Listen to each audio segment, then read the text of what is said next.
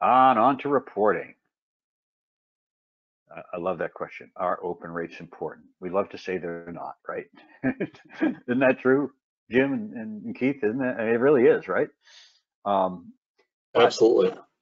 I think that's wrong, right? I really do think it's wrong. Um, because you could open it up and look and go, and especially if you have brick and mortar, right? So you have brick and mortar and online, they could look at it and go, oh, these are cool, but you know what? I'm going to be at this store anyway. I'm going to look for it there, right? Or they may tell a friend of theirs, hey, you shop at Costco, look, there's this on sale, right? I mean, there's all kinds of ways that could influence a purchase or an action. Just because it didn't click doesn't mean that open doesn't have value, right? Now, does it have value for proving out something exactly? No, but it has the same amount of value that guy who sells you display ads and all the other stuff that says impressions are important and you believe them and you spend money on them. If you believe that, then you have to believe an email open has value, right? Um, so open rates are clearly important to a point. Do they tell you a lot? Well, they tell you whether your timing was good, day of send was good, subject line was good, right? Open rates increased because of really good subject lines. So there's some benefit when you're looking at stuff like that. But we all tend to look at the click to open rate, right? And that is the one to look at for sure, because it tells you that what you put in front of the person, they found valuable enough to make that click. They decided that whether it was finished reading an article or getting to a sale or looking at a product or watching a video, listening to a podcast, they took an action. And that's email's job, is to get people to take an action. It's to get them to move from the inbox to where we want them to go. We can't necessarily always sell them something in the inbox, but we can get them to go to where they can. So click to open rate is really important. And that comes down to content. It comes down to layout. It comes down to design. It comes down to offer. It comes down to discounts, everything to the graphic of the image that you're selling. It needs to look good. Or the synopsis of the content needs to be really, really enticing to grab your attention, to want to read the rest of that article. And it also tells you, once you get all that data, it tells you what's important to your audience. What are they clicking on? What aren't they clicking on is just as important. So if you're a publisher with content, these content got lots of clicks, these don't. This type of content never gets a good click. We should stop creating it, stop wasting time on it, and create more of the stuff that they want. Same thing when it comes to products. Certain products get lots of traffic, other products don't. If you have products that consistently don't get clicks, replace them with other products, test other products. Or if you're trying to sell those products, make sure you put them up top, because clicks generally get more at the top and get less as you go down the email, because people don't always scroll completely. They're always going to focus what they see first. So if you're trying to sell something that doesn't normally get a lot of clicks, give it a good discount, move it to the top.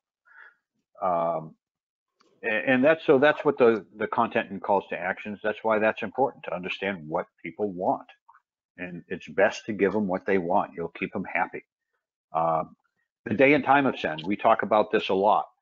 So you may have been in that process where, oh, we always send on Tuesdays, especially businesses, right? So B2B emails, I hear it all the time. So we send Tuesday, Wednesday, Thursday, because Monday people are too busy, Friday they're halfway out the door, and weekends suck, right? That's what everybody says. Well, believe it or not, that's really wrong, right? So we see Mondays do really well. We see Saturdays do exceptionally well, especially now during this time, but even before COVID. What we found with Saturdays was open rates stayed about the same, sometimes dropped a percent or two, but click-throughs were much higher. And what we ended up finding out was people, especially business people that are busy during the week, have a little more time on the weekend to actually click and look at, read something or do something that they don't have time to do during the week. So test Saturdays if you're a B2B guy, right? A B2B person. Try Saturdays. It's worth trying. But try different days of the week and try different times. We have a client that does extremely well. They send their email at like 3 o'clock in the morning, and we're like, this is such a bad time to send the email, right? A B2B email, because it's going to be buried under all the other crap that comes in during 3 a.m. to whenever they decide to open their emails. But we tested it, and it works for them. It's crazy. It's just something I would not have thought would have worked, but them it does. But in general, you want to send the email after they've opened their initial stuff, B2B on the B2B side, right? So you want to send it after, so 10 a.m., 11 a.m. their time, something new, even right after lunch can work. But test it. It's hard to tell, right? Everybody's list responds differently. For consumers, it's kind of wide open because everybody's home all day. So they all have they're at work, they might check their email a few times, but at home, they're checking their email all day long. So it's probably a little bit more wide open, but it's worth testing. And also look at the device use they open. So if you have a high open rate on mobile devices, make sure that mobile experience both, excuse me, both in the email client or in their mobile phone and the website, right? So if your emails render and they're responsive, they look great on mobile, but they go to a website that isn't very mobile friendly, that's going to cause you problems. So understand what devices people are using. Are they mostly using desktop? Are they tablets? Are they mobile phones? In most cases, mobile phones are 50% or more of open rates nowadays. Some businesses, it's less, it's more desktop, but take a look at that. Then true conversion attribution and the nudge effect. I talked about that a little bit before. Conversion is always difficult. Make sure you have good tracking, because conversion tracking and getting attribution for your channel is important in order to get budget if you want to do more with your channel, right? So making sure you get attribution for the sales that email is driving is hyper important, not only to let whoever you're working for, whether it's yourself or someone else, that it's working and doing really well and driving all of this revenue. But if it is doing that and you want to get some extra money to do more automations or more testing or hire an additional person to help with production or use an agency, you need to show the C-suite dollars, right? You need to show them how much you're already attributing to your email channel, and how if you do these things, you can help either reduce man hours or increase revenues or increase customer retention. Don't tell them how you're going to do it when you talk to the C-suite, because they don't care and it's just going to make their head hurt. Talk about dollars, talk about value, talk about revenue, talk about customer acquisition and retention, things that they can understand. And inactive doesn't always mean inactive. So again, we talk about this, and it's a good time of year to talk about it. There are a few sites that I only shop on during the holidays, but I do every holiday. And if you go by what a lot of people say, which is, well, if they're inactive after 6 months and haven't opened an email, you should get rid of them. Well, no, you shouldn't. You should look back and go, what is their history of purchasing, right? Do they only purchase during certain times of the year?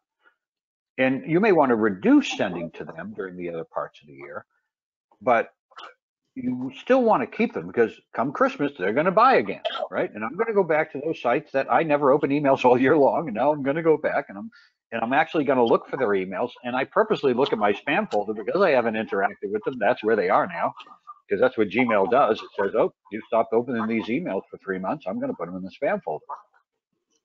So I have to go look for those deals now there. But and inactive in email doesn't mean they're inactive in buying from you or even being active on your site, reading content.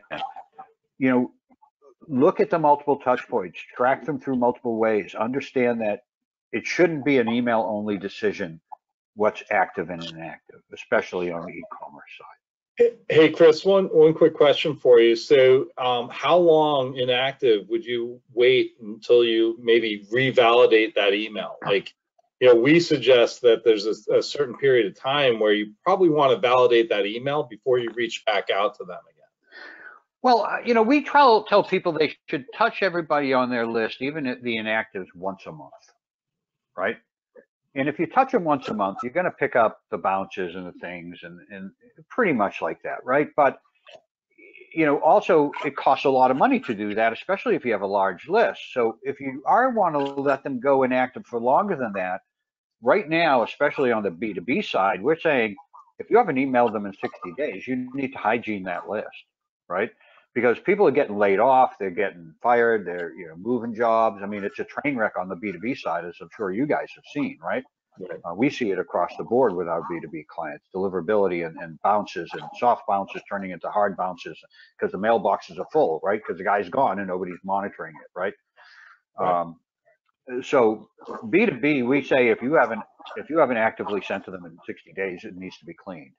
On the consumer side, because consumers don't change their email addresses quite as often, as long as you touch them and you've gotten some sort of activity from them in 90 days. But if you've been sending and haven't, it's probably worth cleaning because it could be an abandoned address. Right. And understand ESPs also, their bounce reporting and all that stuff is not perfect, right? Sometimes you don't get bounce reporting from them that you should get, right? And not all of them treat soft bounces the same way to eventually turn them into a hard bounce. So, if something soft bounced once or twice, I would start to look at going, okay, let's move it out and then we can hygiene these the next month before we send or something, right?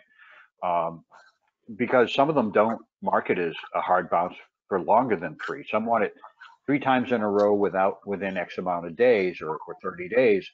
But if you only send twice a month, then you're never going to get there, right? You're never going to have that, bounce 3 times within that time period. So understand how your ESP manages bounces. It could be that you need to do hygiene more often, right? Because of who you use. Unfortunately, it's just the case. And they're not all, nobody's perfect, right? And understand also hygiene, for the most case, isn't perfect either, right? You're probably going to get 98, 99%. When you do that first send, to a list that's been hygiene, you might still get a few bounces. And that might be because from the time you cleaned it to the time you sent it, things happened, right? Right. So if you do hygiene a list, I would say send to it as quickly as you can, right? Don't wait 2 weeks and send it because in this atmosphere, 2 weeks, especially on the B2B side. We 100% agree with that. Yeah. You guys have seen that too, right? On the B2B side now. Yeah, exactly. Yeah. Absolutely. Okay. So I think, where are we? The resources and budget. I'll try to run through this really quickly because we are running a little long here, it looks like. And that's probably because of me yapping away. So budgets and resources. Email marketers tend to not get the budgets they need. This is so true. We hear about it all the time because the C-suite and everybody else thinks email's easy. I can send an email. It can't be that hard. And look at all the revenue you're making when you don't even have a budget, right? So that's the problem is we can still do really well without a budget. And that's the problem. And it's not that you shouldn't keep trying, don't get me wrong. But so when you ask for more budget and resources, show them, your KPI, show them the revenue, show them that, right? Don't talk about clicks and opens and technology. Talk about revenue, talk about the value created. And test and prove what you want to do before you go asking for the money, right?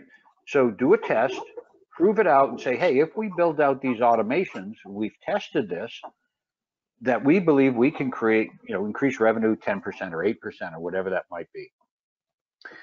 And so you have proof to back it up. You can show them, here's the test we did and here's what the money it made. And also show how email delivers more revenue, right, than the dollar spent. Show them your multiplier. Hey, we spent X amount and we made this amount. Let's spend some more. Let's be a little more aggressive. Let's set up more automations. Let's do whatever we need to do and drive that additional revenue. The other trick is ask for 50 to 100% more than you want, right? So if you want, $20,000 more in your budget, ask for 40. Right? They may go, are you crazy? We're only giving you 20. And then you say, thank you. And now you get the budget you wanted, right? So, because they're never going to give you what you want in most cases. And if they give you the extra, great, find a way to use it, right? There's ways to improve your program past what you were going to ask for, because we're always sort of set up to ask for less, right? We're afraid to ask for it. Don't be afraid to ask for budget. don't keep working with bare bones. Explain to them the value you have and bring to the table and the revenue you drive for your company. Okay, try to keep that Excellent. short.